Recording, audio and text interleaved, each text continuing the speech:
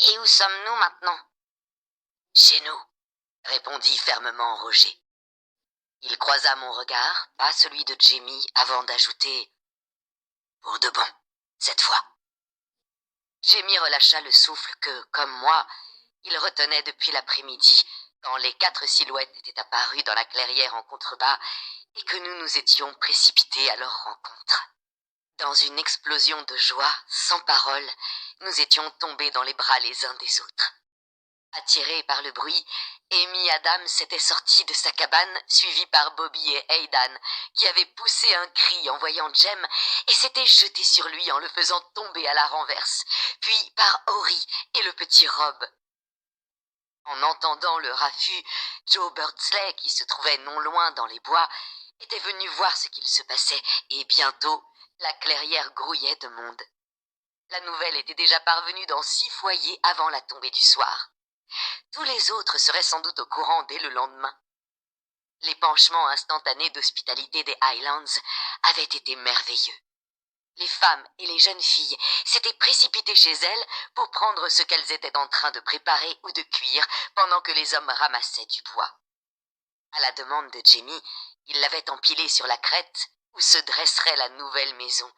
Puis, nous avions accueilli notre famille avec faste, entourés de nos amis. Les voyageurs avaient été mitraillés de questions. D'où revenaient-ils? Comment s'était déroulé leur voyage? Qu'avaient-ils vu? Personne ne leur avait demandé s'ils étaient heureux d'être de retour. La réponse coulait de source. Ni Jamie ni moi ne les avions interrogés. Cela viendrait plus tard. En outre, Roger venait de répondre à la seule question qui compta vraiment. En revanche, le « pourquoi » de cette réponse m'intriguait et hérissait les poils de ma nuque. « À chaque jour suffit sa peine », murmurai-je dans les boucles noires de Mandy. Je déposai un baiser sur sa minuscule oreille endormie. Une fois de plus, mes doigts se glissèrent sous ses vêtements, crasseux mais d'excellente confection, et trouvèrent la cicatrice minuscule sous ses côtes. Le murmure du scalpel du chirurgien qui lui avait sauvé la vie 2 ans plus tôt, dans un ailleurs si loin de moi. Il battait paisiblement sous mes doigts, ce brave petit cœur. Je refoulais des larmes. Ce n'était pas la première fois aujourd'hui et certainement pas la dernière. J'avais donc raison, hein? Me demanda Jamie. Je me rendis compte qu'il me posait la question pour la 2e fois. À quel sujet? Demandai-je. Il nous faut plus de place. Il se tourna vers le rectangle discret des fondations en pierre, la seule trace visible de la nouvelle maison pour le moment. L'empreinte de notre ancienne grande maison formait toujours une tache sombre sous l'herbe dans la clairière en contrebas. Le temps que la nouvelle maison soit construite, l'ancienne ne serait peut-être plus qu'un souvenir. Brianna bâilla comme une lionne, puis rejeta en arrière sa chevelure emmêlée. « Nous dormirons probablement dans le cellier cet hiver, » dit-elle avant de pouffer de rire. « Oh, femme de peu de foi, » répondit Jamie imperturbable. « Le bois est scié, fendu et poncé. Nous aurons des murs, des planchers, des fenêtres avant les premières neiges. Peut-être pas encore de vitres. Celles-ci pourront attendre le printemps. » Brianna battit des paupières, secoua la tête, puis se redressa pour regarder en direction du site. « As-tu déjà trouvé un âtre? »« Oui, une belle dalle en serpentine. Tu sais, la pierre verte. »« Je m'en souviens. As-tu un objet en fer à enterrer dessous? »« Non, pas encore, » répondit Jamie surpris. « J'en trouverai un lorsque viendra le moment de bénir l'âtre. » Dans ce cas, elle se leva, fouilla dans les plis de sa cape et sortit un grand sac en toile qui paraissait lourd et rempli de bric-à-brac. Elle chercha à l'intérieur quelques instants et en extirpa un objet noir qui luisait à la lueur du feu. « Tu pourrais utiliser ça, pas ?» dit-elle en le tendant à Jamie. Il l'observa un moment, puis sourit. « En effet, il fera parfaitement l'affaire, » opina-t-il en me le donnant. « Tu l'as apporté pour notre cheminée. » C'était un burin en métal noir poli de 6 pouces de long, lourd dans ma paume. Le mot « artisan » était gravé sur son manche. « Enfin, pour un âtre, » répondit-elle en posant une main sur la cuisse de Roger. « Au début, j'avais pensé que nous construirions notre propre maison, mais... » Elle regarda au-delà de la masse noire du ridge et vers la voûte du ciel froid et pur où brillait la grande ours. « Je doute que nous y parvenions avant l'hiver, » poursuivit-elle, « puisque nous allons devoir abuser de votre hospitalité. »« Ne sois pas stupide, » s'esclaffa son père. « Tu sais bien que notre maison est la vôtre. Plus nous aurons de bras pour nous aider, plus vite elle sera finie. Veux-tu voir le plan ?» Sans attendre sa réponse, il écarta le plaid et déposa doucement Jem sur le sol à mes côtés. Il se leva, saisit une branche enflammée dans le feu et invita d'un signe de tête sa fille à le suivre vers le chantier. En dépit de sa fatigue, Brianna était partante. Elle m'adressa un sourire, redressa sa cape sur ses épaules et demanda à Roger « Tu viens ?» Il agita une main devant lui. « Je tiens plus debout, mon amour. J'irai voir demain matin. » Elle effleura son épaule des doigts, puis suivit la lumière de la torche de Jamie. Nous l'entendîmes marmonner un juron quand elle trébucha contre une pierre cachée dans les herbes. Je drapai un pan de ma cape autour de Jem qui n'avait pas bronché. Roger et moi restâmes silencieux, écoutant les voix qui s'éloignaient dans l'obscurité, le crépitement des flammes, le bruit de la nuit, chacun perdu dans ses pensées. Ils avaient affronté les dangers de la traversée, sans parler de ceux de ce lieu et de ce temps. Qu'avait-il bien pu leur arriver à leur propre époque? Il croisa mon regard, lut dans mes pensées et soupira. « Ouais, c'était dur, très dur, » dit-il doucement. « Même ainsi, nous aurions pu y retourner et affronter la situation. J'en avais envie. Cependant, nous craignions qu'il n'y ait personne là-bas pour qui Mandy ait des sentiments suffisamment forts. »« Mandy ?» répétai-je en baissant les yeux vers le petit corps solide dans mes bras. « Des sentiments pour qui? Et que veux-tu dire par y retourner? » « Non, » j'agitais une main pour m'excuser. « N'essaie pas de m'expliquer ça maintenant, tu es épuisé. Nous avons tout le temps. » Je me raclai la gorge avant d'achever. « L'essentiel est que vous soyez là. » Cette fois, son sourire était bien réel, même s'il était chargé du poids de la distance, des années et de tout ce qu'elle recelait. « Ouais, » dit-il. Le silence retomba entre nous et, bientôt, la tête de Roger s'affaissa. Le croyant presque endormi, je rassemblai mes jambes sous moi afin de me lever et de mettre tout le monde au lit, quand il se redressa de nouveau. « Il y a autre chose. »« Oui. »« Avez-vous déjà rencontré un homme appelé William Bucklight Mackenzie?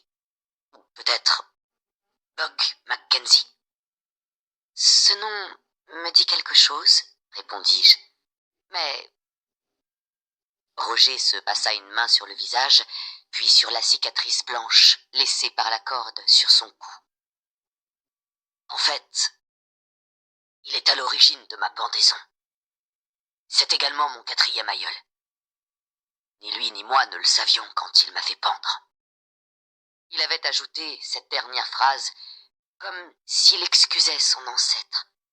« Putain de bordel ! Pardon. Es-tu encore pasteur ?» Cela le fit sourire, creusant un peu plus les marques de fatigue sur ses traits.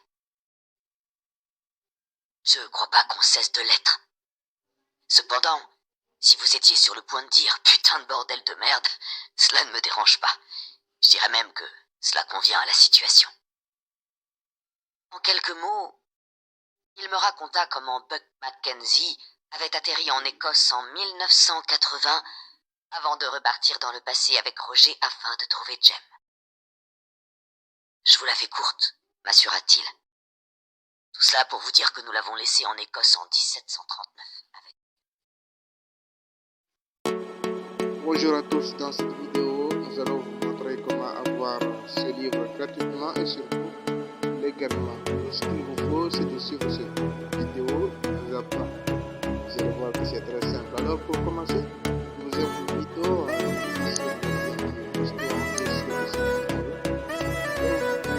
vous allez vous trouver dans la même page que moi ici. Si vous n'allez rien faire à part cliquer sur le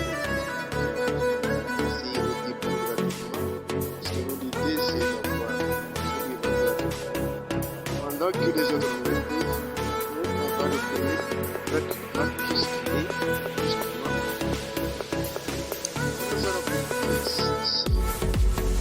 Pour ceux qui n'ont pas Amazon, nous allons créer un compte. Si vous faites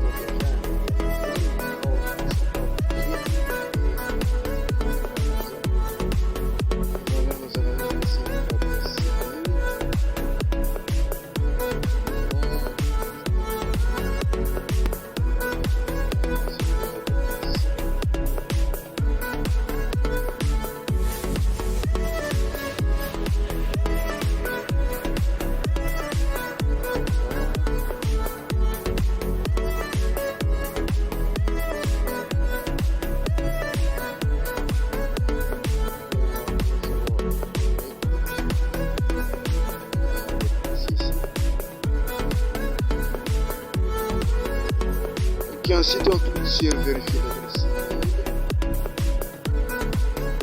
Maintenant il faut que